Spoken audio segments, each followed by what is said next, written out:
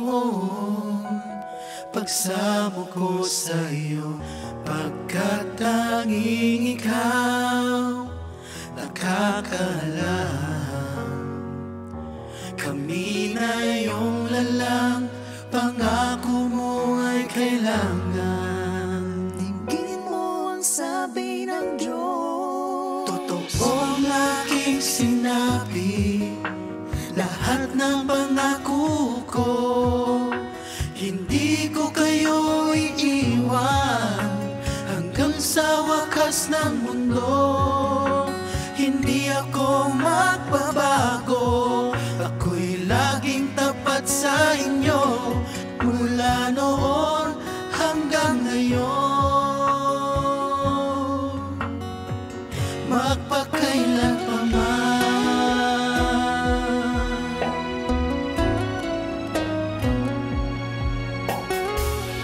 Naghihintay, umaasa sa katugunan mo, lingapin mo kami ngayon. Daing namin sa'yo, pagkat tanging ikaw makakagawa. Mga kamangha-mangha at pagbabago sa aming buhay. tingin mo ang sabi ng Diyos, Totoo ang aking sinabi, lahat ng pangako ko. Hindi ko kayo iiwan hanggang sa wakas ng mundo. Hindi ako magbabago, ako'y laging tapat sa inyo, mula noon hanggang ngayon. Magpakailan pa man. Di ko naisang mapahaba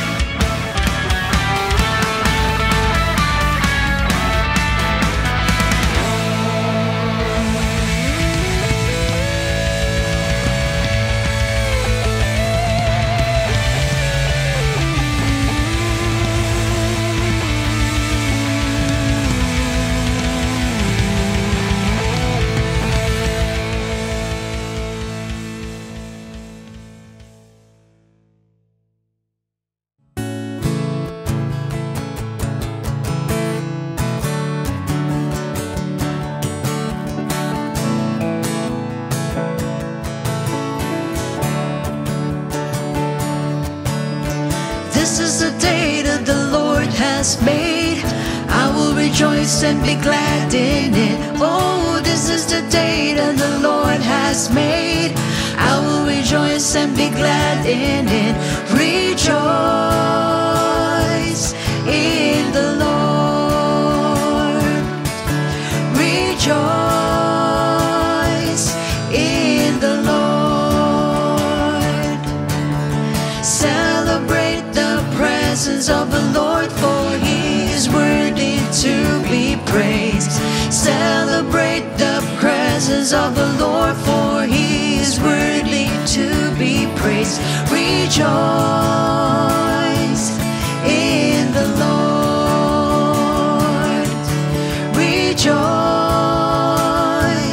in the Lord. This is the day that the Lord has made. I will rejoice and be glad in it. Oh, this is the day that the Lord has made. I will rejoice and be glad in it. Rejoice in the Lord. Rejoice in the Lord. Celebrate the presence of the Lord, for He is worthy to be praised. Celebrate the presence of the Lord, for He is worthy to be praised. Rejoice in the Lord. Rejoice in the Lord. Come on, rejoice in the Lord. Rejoice in the Lord. Come on, rejoice.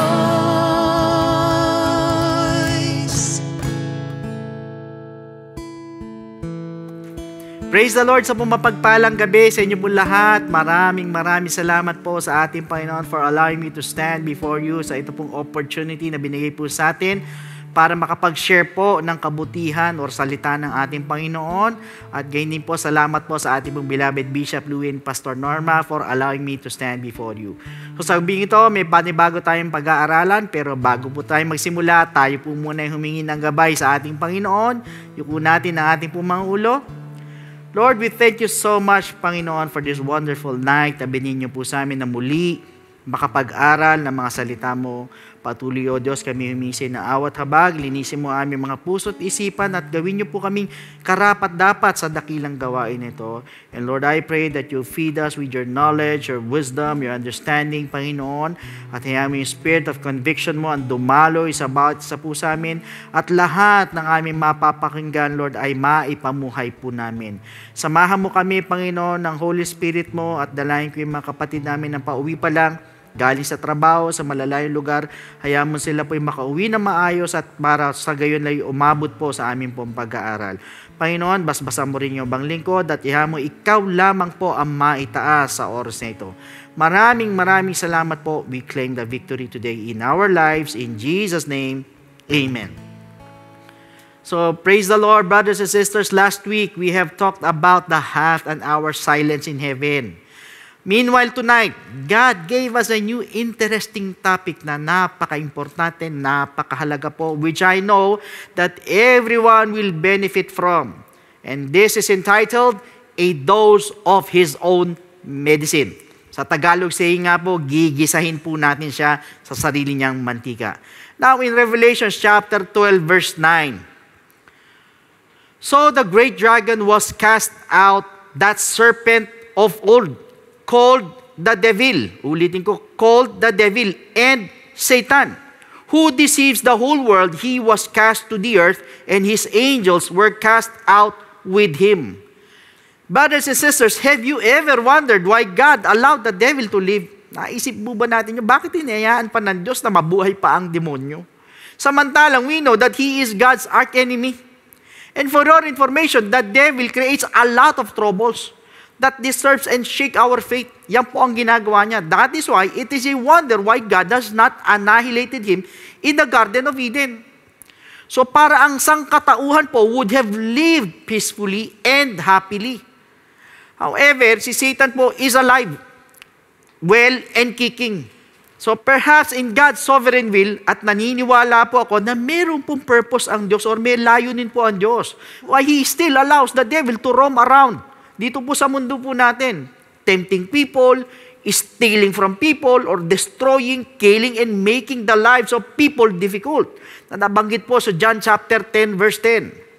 However, the truth of the matter is, there are times, mga kapatid, na inaalaw po ng ating Panginoon ang kaaway po para subukan po tayo sa ating po mga pananampalataya. Katulad po ni Job, to accomplish His purpose. Na ito po'y inalaw ng ating Panginoon, ito po si Satanas para subukan po siya sa pamamagitan ng mabibigat po na pamamaraan. Kaya nga po sinabi ng Bible, all things work together for good to them that love God. And this includes the role of the devil in God's plan and purpose. Kaya nga sa gabi pong ito, gigisahin po natin siya sa sarili niyang mantika. So, ibig sabihin, what we can learn from the enemy will boomerang against him for our own benefit and victory as we will give him a dose of his own medicine. Now first, yung pong belief in one God. In James chapter 2 verse 19. You believe that there is one God. You do well. Even the demons believe and tremble. For your information, the devil is a monotheist. Ibig sabihin, someone or somebody who believes that there is only one God. Or iisa lang ang Diyos, yan po ang paniniwala niya. Yung mga Jews po, yung mga Kristiyano po, and mga Muslims po are all monotheists po yan. Hindi po sila mga polytheists. Ibig sabihin naman po, pag sinabing polytheist, someone who believes in many gods. Sa maraming Diyos po, yan po ang paniniwala po nila, or a Trinitarian perhaps. So, the devil does not believe in the teachings of other religious sects who teach or claim that there is only one God, pero pag in-explain po, lumalabas po 3 Diyos. He does not even believe in 2 gods as well. So yung po mga teachings na merong small God, merong big God, hindi po siya naniniwala niyan. Rather, he believes that there is only one God. Yan po ang paniniwala niya. Although hindi niya po sinabi kung sino po yung one God na yun, kaya po marami po ang nalilito, especially in the New Testament, nung lumitaw po si Jesus Christ. At binigyan naman po ng diin ng Holy Spirit. Kaya nga po yung iba po, naging magulo po ang explanation. Nagiging 3. How come naging 3? In which ang sabi po mismo ni James as he commended the Hebrew Christians, thou believest that there is one God, thou doest well. So brothers and sisters, ang demonyo na po mismo naniniwala na isa lang po ang Diyos. And there is nowhere in the Bible that can be found or we can find that there are 3 gods. Wala po. Isa lang po ang Diyos, no more, no less. And I just want you to know that we are in the right path or right direction if we believe in one God. And this is a cardinal truth. If there is any truth, kung meron man katotohanan, na kung paniniwalaan mo ang kaaway or ang demonyo, it is the truth of one God. For your information, siya po mismo ay witness in the oneness of God. Since siya po isa pong archangel before. That is why he saw, he talked, he obeyed, take note, and worshiped the one true living God before his rebellion. Bago siya magrebelde, yun ang ginagawa niya sa langit. Sinasamba niya yung nag-iisang Diyos. At hindi lang po yan. What about his reverence for God? Bakit ko po sinabi? Ang sabi ni James, the devils also believe and tremble. Ibig sabihin, ang mga demonyo at yung pong mga his demons still fear God. Takot po sila sa Diyos. Unfortunately po, ang nakakalungkot mga kapatid, many Christians today do not even have reverence for God or do not even fear Him. Imagine, ang kaaway na o ang demonyo na ay natatakot po sa Diyos, pero kung minsan ang ibang Kristiyano ay walang katakot-takot sa Diyos. Many don't even respect God's name or do not respect His words, His church anymore. Bakit ko po sinabi? Kung gumawa po ng kasalanan, ganun-ganun na lang. Wala po yung takot or hindi na po natatakot. And to make matters worse, ine-enjoy pa po ang kasalanan. And truth be told, brothers and sisters, you may enjoy sin right now. But when judgment comes, you will suffer later. Meanwhile, others, imagine they deliberately disobey His word. Sinasadya na hindi sundin ang salita ng Diyos. Ang iba naman, hindi po nanghihinayang na hindi po makapagsimba at sumamba. Why? Because some don't fear God. Alam niyo po, ang sabi po sa Ecclesiastes chapter 12 verse 13, let us hear the conclusion of the whole matter. Fear God, ulitin ko, fear God, and keep His commandments, for this is man's all. Imagine, buti pa ang demonyo natatakot sa Diyos, samantalang ang iba ay hindi. Kaya nga kung siya po ay mataas po ang reverence at takot po sa Diyos, ay dapat mas higit pa po tayo sa Kanya. Mas higit pa po dapat na mataas po yung reverence po natin sa ating Panginoon. Mas lalo tayong dapat mas takot pa po sa Diyos. Why? Dahil tayo po ay mga anak ng Diyos. Now second, using of the scriptures. Iba pa po yung usapan ng twisting, yung pong distorting or subtracting, adding, and perverting God's word. Iba pa pong usapan yan. For your information, brothers and sisters, ladies and gentlemen, the devil is a religious creature. Bakit ko po sinabi? Naniniwala po siya sa salita ng Diyos, na ito po ay totoo. And he knew from the very beginning that God is true. God is powerful and He cannot lie. Kaya nga ang sabi sa Titus chapter 1 verse 2, in hope of eternal life which God, who cannot lie, ulitin ko, who cannot lie, promised before time began. So ibig sabihin, hindi po magsisinungaling ang Diyos or hindi po sinungaling ang Diyos. Kaya lang po, ang devil po will cast doubts upon God's word. Yan po ang problema. And take note, he uses half-truths to deceive man. Why? Dahil nakita niya po na ang sangkatauhan would believe God's word. Nakita ng demonyo yun. Kaya ano po ang ginawa niya? He mixed God's truth with his lies. Pinaghalo niya po yun. Pinagsama niya po yun to trick his victims. In fact, the enemy uses scriptures, take note, in tempting people. Nakita po ninyo sa Genesis chapter 3 how he tempted Eve. Ang sabi niya kay Eva, yung ahas po, sabi sa kanya, talaga bang sinabi ng Diyos yan na pag kinain mo ang bunga niyan, mamamatay ka? So you see how he used the scriptures. Kaya nagresulta po sa fall of man. And also in the book of Matthew chapter 4, kay Jesus Christ po, how he tempted Jesus Christ by trying to trick him by using the scriptures itself. Ginagamit niya mismo ang salita ng Diyos. Why? Alam po ng kaaway na ang Diyos po ay nagpapala. Alam din po ng kaaway na ang Diyos po ay nagliligtas. At alam niya na ang Diyos po ay kayang gumawa ng miracle. And so on and so forth. So dyan po natin makikita na ang demonyo po ay gumagamit po or could use or could quote scriptures. Kaya dapat mas lalo po tayong gumamit na salita ng Diyos. Why? There is wisdom in God's word. Yan po ang tatandaan natin. Kaya nga, why don't we use the scriptures in our daily conversation instead of the words of men or the world?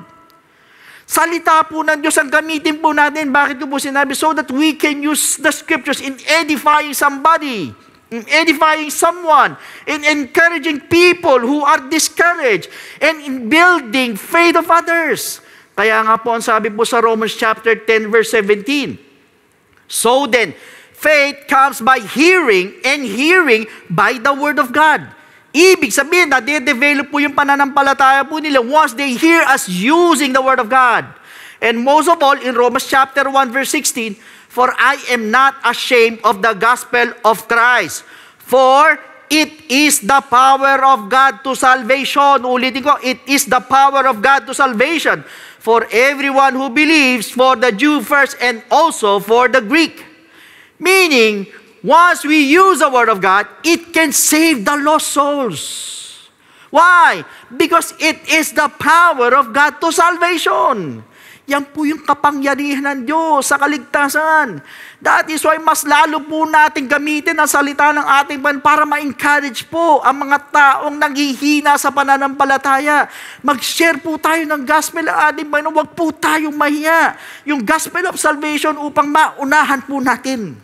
Ang kaaway, kaysa ma-deceive po yung mga taong ito at mapunta po sila sa maling doktrina, mapunta sila sa impyerno, mapunta sila sa maling pananampalataya. Kaya all the more na dapat po natin gamitin ang salita ng Diyos para makakilala po sila sa Lord at tumibay po sila sa pananampalataya. Now, the third thing, yung pong kanyang perseverance or patience. For your information, much less po ang demonyo pagdating po sa perseverance. Yung pong kanyang pagtsatsaga, yung kanyang pagtitiis, or yung pong kanyang pagpapatuloy. Even though, alam naman natin na talunan na siya at alam niya mismo na talo siya, pero patuloy pa rin. He is not discouraged. Wala pong kadala-dalayan, ayaw sumuko kahit talo naman, pero ayaw pa rin magpatalo. And I just want you to know that he uses patience in tempting men to sin. And backslide, ginagamit niya po yan. At kung yung kanyang would-be victims turns him down, anong gagawin niyan? He would stage a comeback. Ibig sabihin, babalik at babalik po yan. O re-rest back po yan. Kaya nga sabi sa Matthew chapter 12 verses 43 to 45, when an unclean spirit goes out of a man, pag ang isa daw maduming espiritu ay lumabas sa isang tao, he goes through dry places, seeking rest, and finds none. Wala siyang nakita. Then he says, I will return to my house from which I came. Babalik ako doon sa bahay kung saan ako nanggaling. And when he comes, he finds it empty, walang laman, swept and put in order. Then he goes and takes with him 7 other spirits. Nagyayapan ng 7 pang ulit na spirito. More wicked than himself. Mas wicked ba? Mas may lala pa sa kanya. And they entered and dwell there.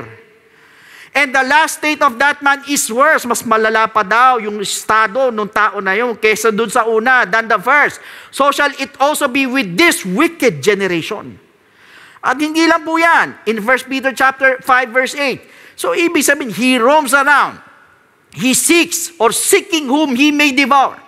Lalo na po yung magbibigay ka na sa kanya ng chance. As found in Ephesians chapter 4 verse 27. And don't give the devil a chance. Ibig sabihin, wag po natin siyang bibigyan ng partida, bibigyan ng pagkakataon na makaporma po sa buhay po natin. Otherwise, you will be in trouble pag pinaporma mo siya. At ganyan po ang kaaway. Kaya mas lalo po tayong dapat maging porsigido. Because in Hebrews chapter 6 verse 12, that you do not become sluggish. Huwag daw tayo maging lazy, maging tamad, but imitate those who through faith and patience inherit the promises. And eventually, mga kapatid, be saved as found in Matthew chapter 24 verse 13. Now, for your information, ang perseverance po at ang patience po ni Satanas ay matindi. Pero, if he is so persevering, then why couldn't we persevere more? Ibig sabihin, kung kaya ng demonyo, mas lalong kaya natin. Why? Because greater is he that is in you, in me, in all of us, than he that is in the world. Kaya nga po sinabi yan sa 1 John chapter 4 verse 4 eh. Kaya po dapat po mas tayo po nagpupursigi. Huwag po tayong magpadaig po kay Satanas. Huwag po tayong pumayag na si Satanas mo ang mas pursigido. Dapat mas lalo po tayong mas pursigido sa Kanya. Dahil mas matindi pa rin po ang Diyos natin kaysa sa Kanya. Pangapat, determination. Pag sinabi nating determination, it means a firm intention, firmness of purpose. Although, mga kapatid, ang demonyo po was defeated more than 2,000 years ago. But he would not concede or would not surrender or quit. In other words, talaga matigas ang ulo talaga niyan. Hindi yan magre-retire, although he is waging a losing battle. He does not give up easily. O instead, until now, every night and day, he is active. Aktibo yan. Tuloy-tuloy yan. As he continues to fight by wielding a guerrilla warfare. Determinado siya kahit siya po yung underdog. Why? Dahil umaasa po siya that he would win in the end. Akala niya mananalo siya sa dulo. But he is dead wrong. We knew he is a defeated foe. And he already knew his destiny as found in Revelation chapter 20. However, mga kapatid, kung si Satanas ay determinado, all the more, we need to be determined pagdating po sa paglilingkod po sa Diyos.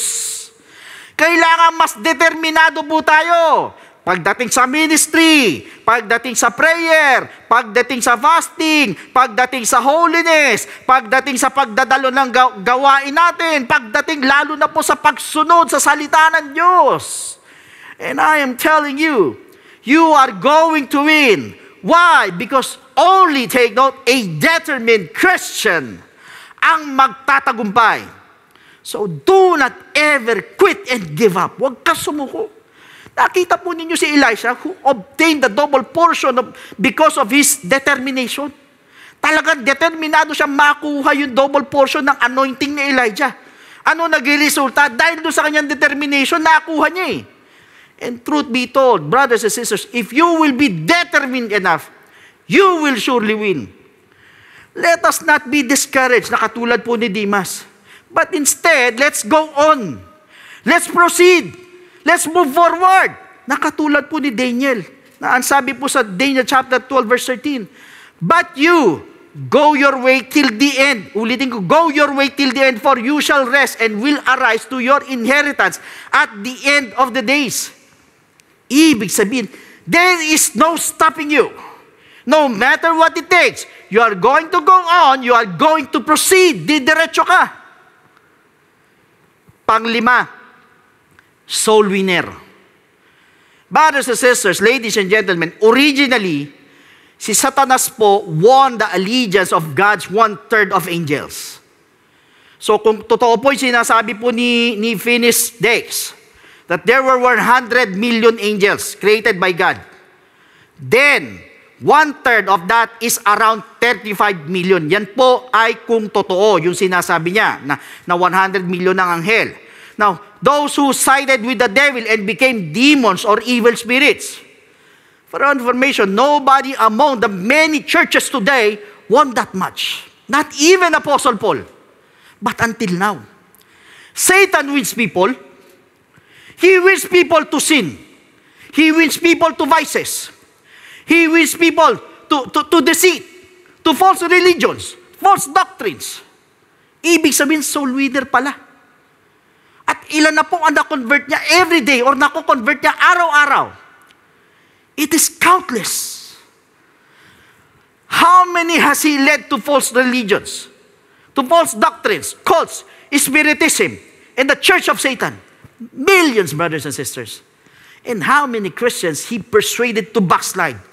Ang dami. Andiyan si Demas nung araw, si Hymenaeus, si Philetus, yung asawa ni Lot, si Solomon, not to mention yung mga tao na tumalikod kay Jesus Christ sa John chapter 6 verse 66. What about the many backsliders in our modern days? Ibig sabihin, marami na po siyang nahikayat. That is why ang sabi po sa Matthew chapter 7 verses 13 to 14, enter by the narrow gate, for wide is the gate and broad is the way that leads to destruction. Ulitin ko, for wide is the gate and broad is the way that leads to destruction. And there are many who go in by it, because narrow is the gate and difficult is the way which leads to life, and there are few who find it. Kaya marami po ang nahahatak niya dahil malawak po ang daan patungo sa kapahamakan. Napakalawak. Kaya marami po siyang nasosolwin. At kaya nga po, kung soul winner po ngayon si Satanas, all the more na mas lalo po tayo dapat maging soul winner kesa sa kanya. Huwag tayo magpadaig sa kanya. Why? Because we have God's Word. We have God's power. We have God's blood. We have God's Spirit. We have God's anointing. And most of all, we have God's holy name. Hawak po natin yung katotohanan that sets men free. Tayo may hawak noon. That is why we need to win sinners for Jesus Christ before Satan wins them for destruction.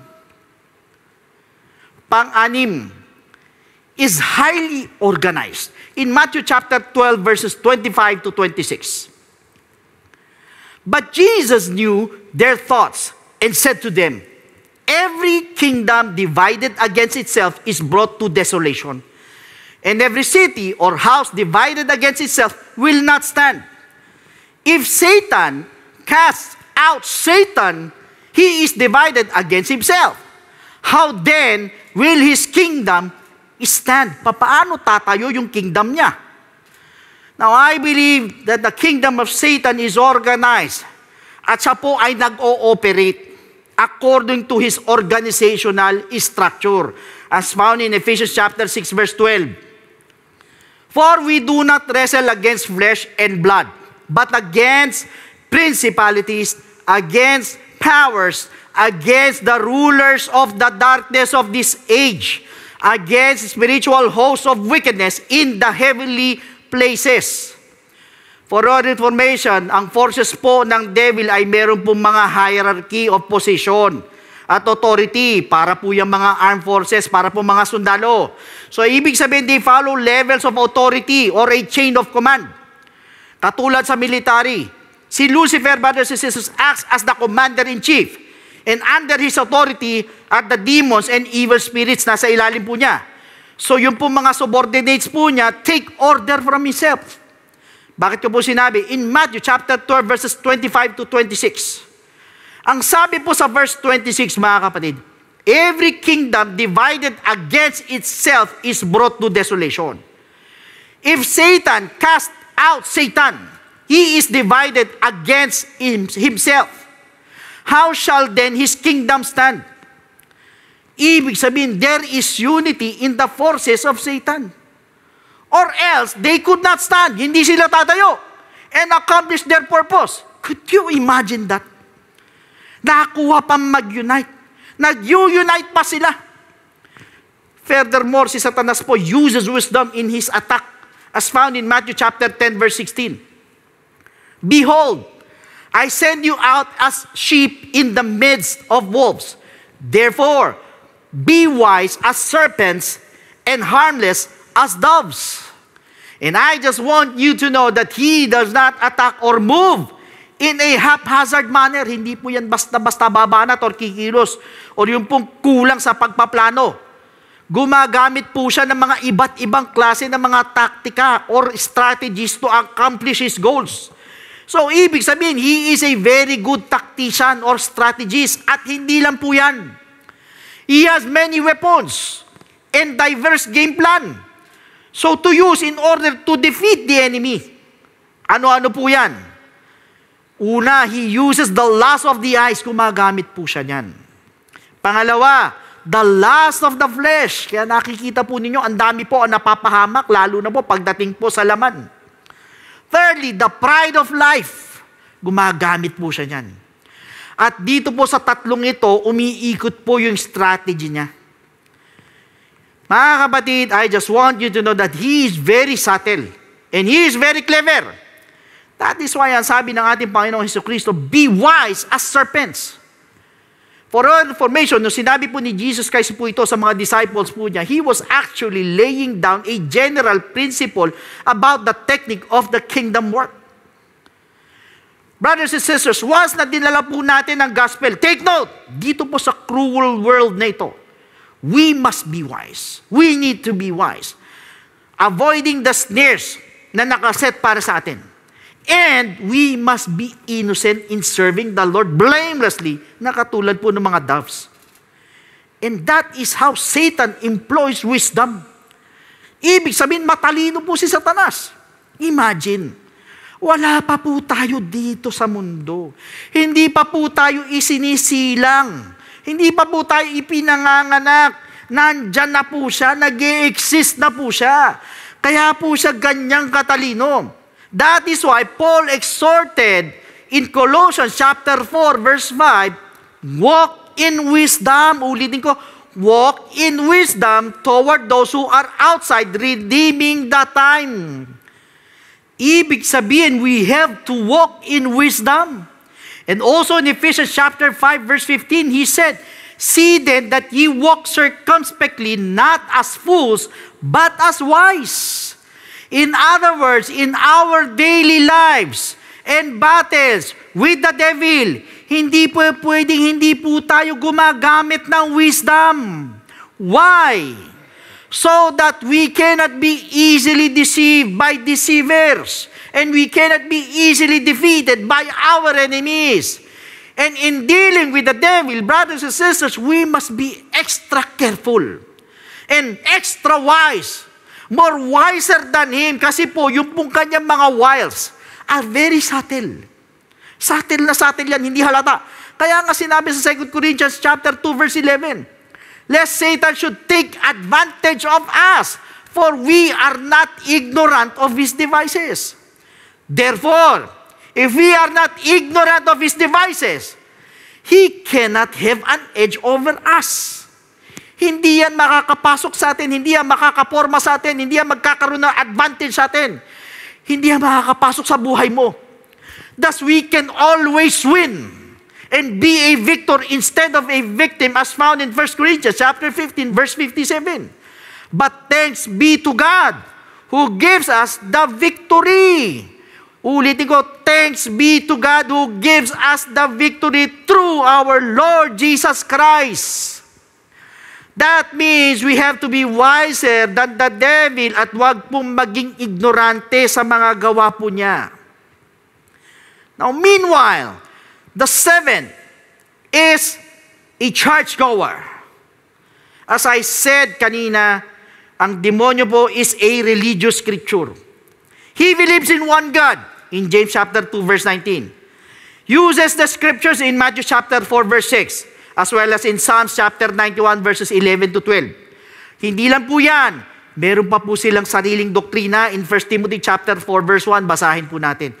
Now the Spirit expressly says that in latter times, some will depart from the faith, giving heed to deceiving spirits and doctrines of demons. Could you imagine that? May doctrines of demons pala.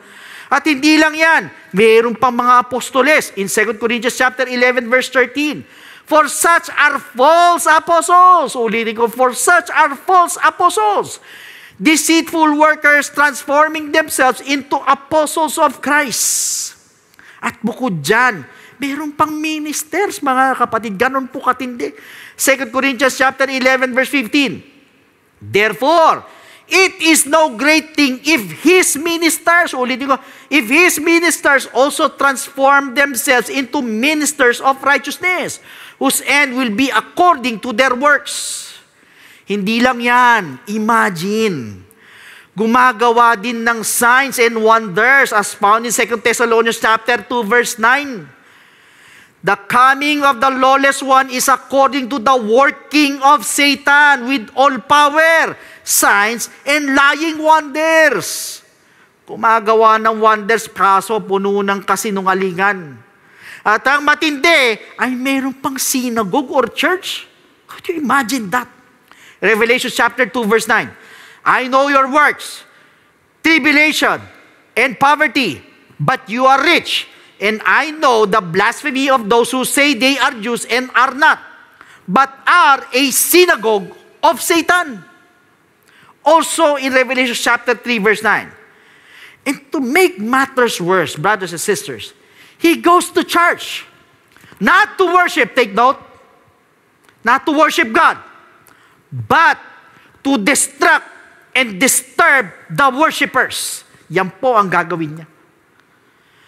Ang demonyo po is not afraid to go to church. Mas gusto niya nga po yan pumupunta dyan But take note, he is very much afraid of Jesus Christ and the Spirit-filled Christians. Takot na takot po yan. He knows that in Mark chapter 16 verses 17 to 18. And these signs will follow those who believe. In my name, they will cast out demons. They will speak with new tongues.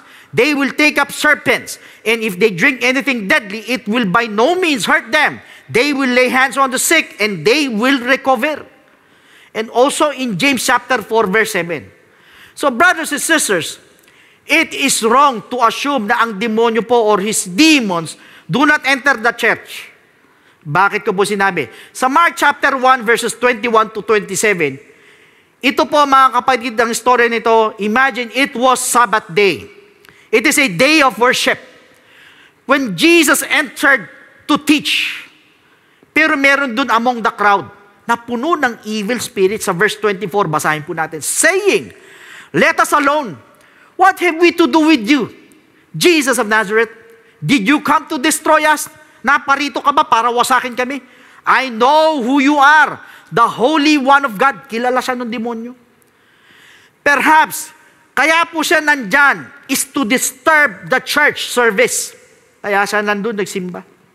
Or to destroy the possessed man.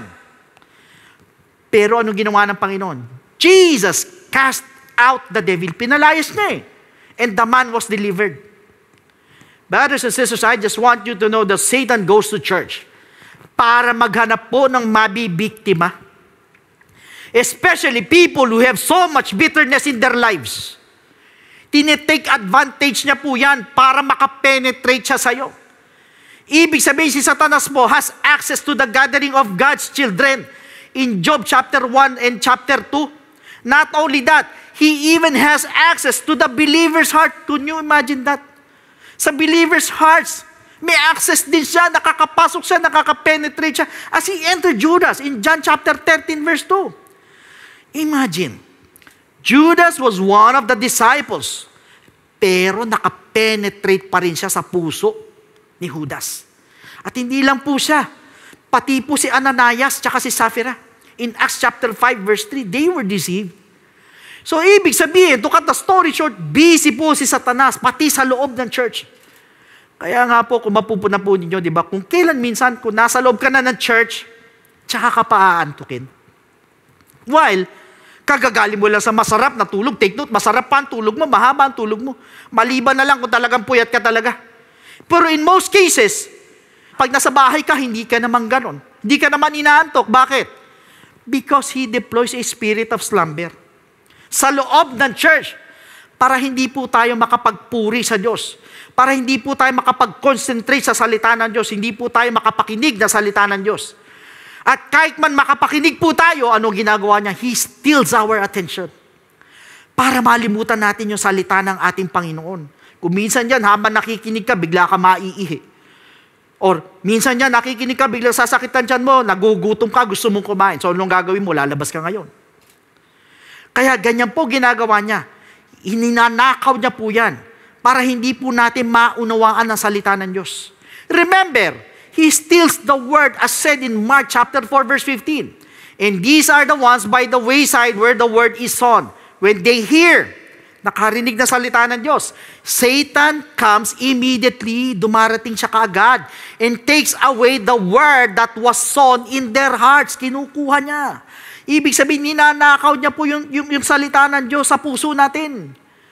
Kaya nga po, please do not get offended.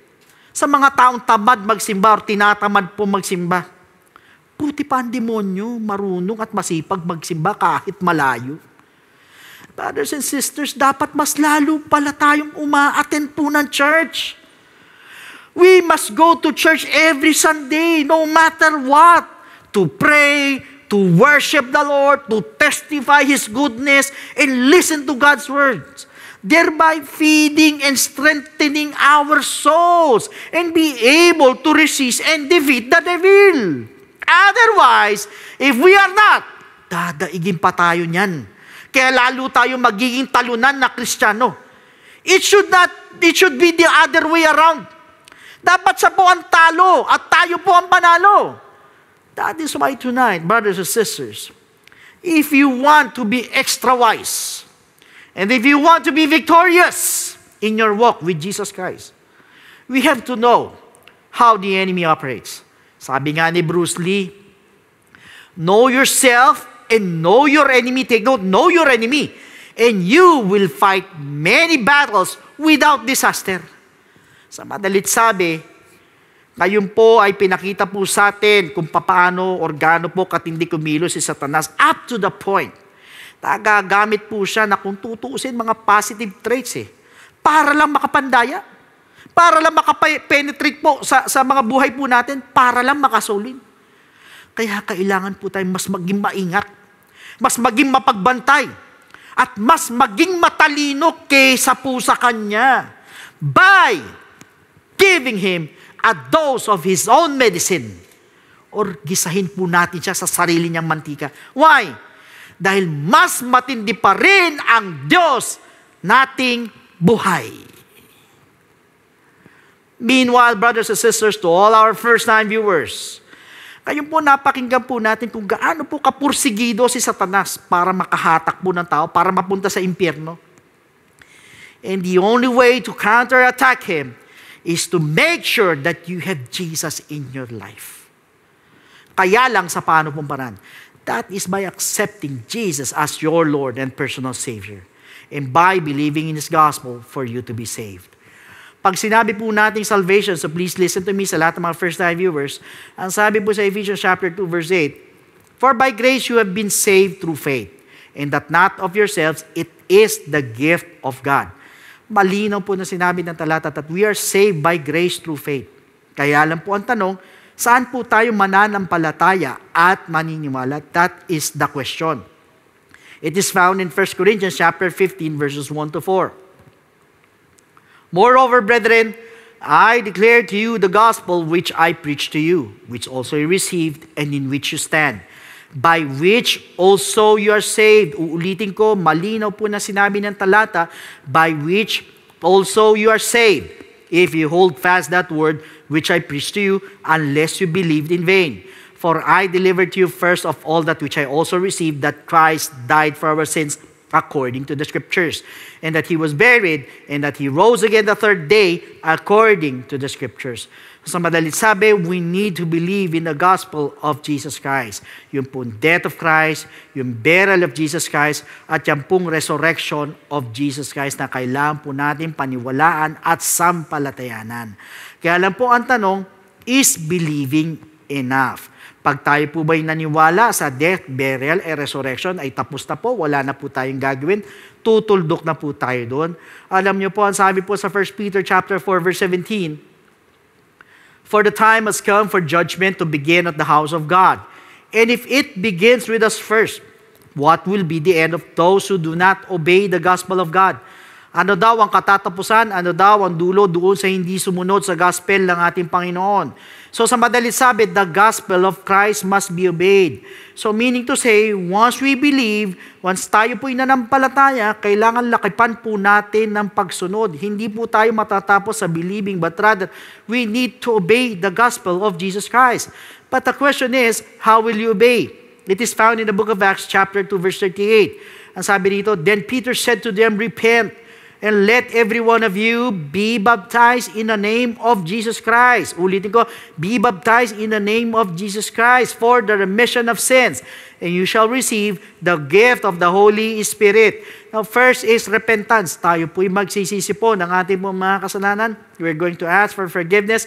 We're going to confess our sins, at naniniwala po ako, kahit pakiramdam mo, ikaw na yung pinakamasamang tao, or pinakamaruming tao sa balat ng lupa, but for as long as nandun po yung genuine repentance sa ating po mga puso, believe me, the Lord is willing and able to forgive your sins. Diyan di po papasok yung pong death to sin. So yan po yung unang step, we need to repent. Second, we need to be baptized in the name of Jesus Christ. So tayo naman po ibabautismoan sa tubig, ilulubog po tayo sa tubig. Take note, in the name of Jesus Christ po yan, hindi po sa kung kaninong pangalan, kundi sa pangalan po ng ating Panginoong Hesukristo. At ang sabi po sa Romans chapter 6 verse 4, "Therefore we were buried with Him through baptism into death." Ulitin ko, "Therefore we were buried with Him through baptism into death, that just as Christ was raised from the dead by the glory of the Father, even so we also should walk in newness of life." So madalit sabi, we need to be baptized in the name of Jesus Christ. Why? Dahil para bagang ininilibing naman po natin ang ating po mga kasalanan, kasabay naman po ng paglilibing kay Kristo. And take note, hindi po ito paghuhugas ng dumi po ng katawan, kundi ito po ay paghuhugas po ng ating po mga kasalanan o pag-aalis po ng ating po mga kasalanan. So yan po yung pangalawang step. We need to be baptized in the name of Jesus Christ. Now, the third step is we need to receive the gift of the Holy Spirit. Diyan naman po papasok ang ating transformation, yung ating pong regeneration. So, sa madalit sabi, tayo mababago na po na nabanggit po sa Romans chapter 8 verse 11, ganyan din po sa Titus chapter 3 verse 5. In fact, once we receive the gift of the Holy Spirit, we're also receiving power. Power saan? Power to overcome all our weaknesses. Aminin nyo man hindi, lahat tayo may kahinaan at ang hirap po magbago. Pag sa ating mga sarili, minsan nagbabago tayo isang buwan, dalawa, tatlo, sa susunod na panahon, we go back to what we used to be, bumabalik tayo sa dati nating state, o minsan mas malala pa eh. Bakit? Kasi sarili lang natin eh. But take note, once you receive the gift of the Holy Spirit, yan po, yung sinasabi nating power and power to overcome all your weaknesses. At yan din po, yung tutulong po sa atin para makasunod po sa kalooban ng ating Panginoon. Yan po yung magpapaalala po sa atin to do the will of God. So ito pong tatlong bagay na ito ay kailangan maganap po sa atin. Una, we need to repent. Second, we need to be baptized in the name of Jesus Christ. And third, we need to receive the gift of the Holy Spirit. And that is what we call the good news. And that is the gospel of Jesus Christ. So at this moment, sa lahat po ng first-time viewers po natin, pwede po ba na itaas po ninyo yung dalawang kamay bilang tanda ng pagsuko? Yuko po natin ang ating mga ulo. And please repeat after me with this prayer na habang binabanggit natin ang panalangin ito, ay nandun po yung ating pong buong puso na pagsisisi o humingi po tayo ng tawad sa ating Panginoon habang binibigkas po natin ang panalangin ito. Panginoong Jesus, tumalapit po ako sa iyo bilang isang makasalanan. Patawarin mo po ako sa lahat ng aking mga pagkakamali at pagkukulang. Sa oras na ito, tinatanggap po kita bilang sariling tagapagligtas at tinatanggap po kita bilang Diyos ng aking buhay. Naniniwala po ako na ikaw ay namatay, ikaw ay nilibing, at sa ikatlong araw ay nabuhay na magmuli. Tulungan mo po ako makapagsimula ng bagong buhay at idagdag mo po ako sa iyong kaharian. Maraming salamat po sa pangalan ni Jesus. Amen. Yan po yung first step. Para sa pangalawang step po, andyan po yung mga telephone numbers po natin sa baba po ng mga screens po ninyo. Pwede po kayong tumawag dyan para makapagpa-schedule po tayo ng water baptism or otherwise. Pwede po kayo mag-message po sa ating pong FB page. Iwan lang kayo ng mensahe para masagot po namin to give you further instructions. So meanwhile, bilang pagtatapos po natin, muli mga kapatid, yuko natin ang ating pong mga ulo. Tayo po magpasalamat sa ating Panginoon. Lord, we thank you so much for this wonderful message na binigay niyo po sa amin na ngayon po. Napakinggan po namin kung ano po ang ginagawa ni Satanas na kailangan mas higit pa po ang gawin namin, and we need to give him a dose of his own medicine.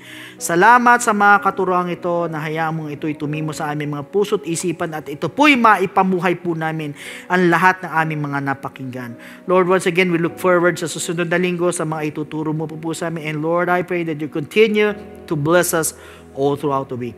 Maraming salamat po. We claim the victory today in our lives. In Jesus' name, amen. So once again, brothers and sisters, God bless every one of you, and to God be all the glory.